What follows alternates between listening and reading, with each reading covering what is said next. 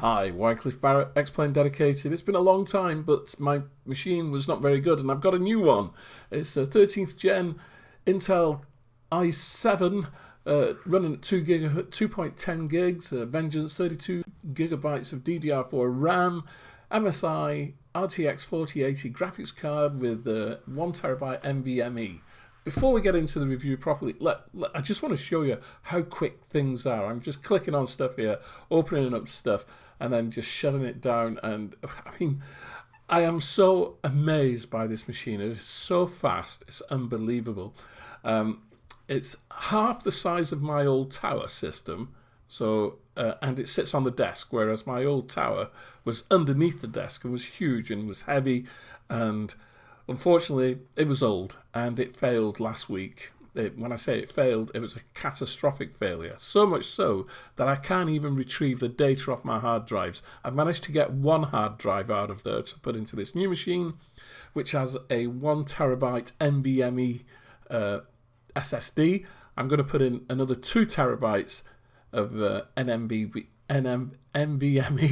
SSD. Just a couple of images here, some still images from the sim, and when I say from the sim, I haven't even got the sim up to full speed, so to speak, for flying on that sim, but I just wanted to show you quickly what it looks like. I'm in the default Cessna here. We're at Cardiff Airport. This is real world weather from yesterday, which would have been Tuesday. Today is Wednesday. It's Wednesday the 7th, I think. I'm not quite sure. But as you can see, the weather effects are really working well, and those are default clouds in X-Plane 12. Did I say X-Plane 11? I meant 12. And this is auto ortho, okay? Auto ortho for photographic scenery for X-Plane 12. This is not ortho for XP.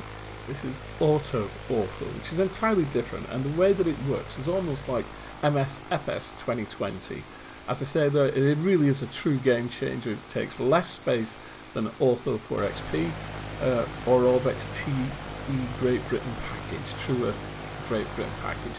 So here we're just over Cardiff Airport, and I'm using auto ortho, and the way that it works, you have some base files on your sim, on your computer.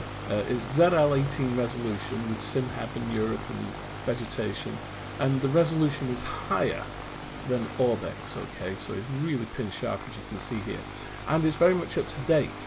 As you can see, I'm flying over some solar panel fields, and those are there in Cardiff, just outside, not very far from where I live. I know exactly where they are. So it really does look fantastic. The coloration is really good. It might be a little bit too green, but you know, I think for this time of the year it looks brilliant. It's absolutely brilliant. Now, you might not be able to see the frame counter there, but I've been getting anywhere between, say, 60 FPS and 150 FPS, depending on where I am, what I'm flying. Okay, I'm in the default Cessna, and I've done that on purpose as a baseline, so we know exactly what we're looking at in terms of the sim. So, I mean, this is almost vanilla, apart from the auto ortho and Sim Heaven for Europe. This is just a quick shot of what the PC looks like. It's full of RGB, which I've never been a fan of, really. If I could turn it all blue, I would, because blue's my favourite colour. We'll have to investigate that a little bit further. But once again, just looking at these aircraft, it is so smooth. I mean, it has completely changed the flying experience. My old PC, when it was X-Plane 10 and X-Plane 11, it was fine. I could fly it, no problem at all. X-Plane 12 was struggling. Struggling in certain points. I would have to, if I was flying into an airport and there was heavy weather, I would have to turn off the weather to make sure I could maintain my frame rates, just so I could fly online. It was getting really, really difficult, especially with some of the more high-end aircraft, such as TOLIS, Flight Factor, etc. You know, those aircraft, just really expensive in terms of FPS. I haven't found the sweet spot. What I haven't done is messed around with the settings. So the settings that I'm running are basically those that X-Plane found when I turned it on. As you well know, X-Plane will manage itself in terms of settings when you first turn it on, dependent on your PC. So I haven't really messed with the settings at all. I've yet to do that. I've yet to go through each slider and kind of figure out what I want. At the moment, it's very much not all the sliders, but a great number of the sliders are all the way to the right, so full, so to speak. But I need to find the sweet spot to give me the best FPS. But at 50 FPS, I don't need to worry. I can fly any airliner I want at 50 FPS. Certainly at more default aircraft, I'm going to maintain higher FPS than that. I mean, it is ridiculously fast machine. So, how much did it cost? Well, I was offered a couple of deals by some of the specialist people. I'm not going to name names.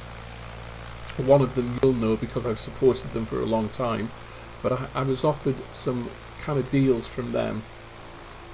And when I was finally in the market, well, when I say I was in the market, when I had to buy one, I had a look at eBuyer.com and I could not believe the cost of this machine. It was £2,399. Fair enough, it only had 1 terabyte NVMe in. I could have customised it and said, could you put another NVMe in or a couple of hard drives? That would have driven the price up. I was on a limited budget, and so when I saw this and the fact that it had a 4080 graphics card, I really could not say no. And I ordered it on one day and it was delivered the next day. So it was in stock. Here are my settings as they are at the present time of making this recording. They do need some tweaking. And I'll probably do that in a few days when I've gotten used to the system a little bit more. But as you can see, it's fairly high settings, but I just need to find my sweet spot. I'm going to put up the full specification of the PC in a moment or two, and I'll read through it properly so you can see it and understand. But for the price, I think I've got a brilliant machine from AlphaSync, eBuyer.com. So motherboard is a Prime B760M-AD4. 13th generation Intel Core i7 chip, which is 13700F, running at 2.10 gigahertz. We also have programmable Vengeance RGB RAM, which is 32 gigabytes of DDR4 RAM. There's 31.8 gigabytes usable. It's an MSI RTX 4080 graphics card, which is absolutely immense. I mean, that is incredible. Also, one Samsung M2 1TB NVMe SSD. Absolutely amazing price. The price point on this, £2,399. If you've got money around and you need a new PC, get to eBuyer.com. Without any doubt, this is awesome. It runs perfectly, it's fast, it's amazing, and I am so happy that I had to buy a new one. Okay, you all take care, we'll see you soon. And now I can start creating more content again. Bye-bye.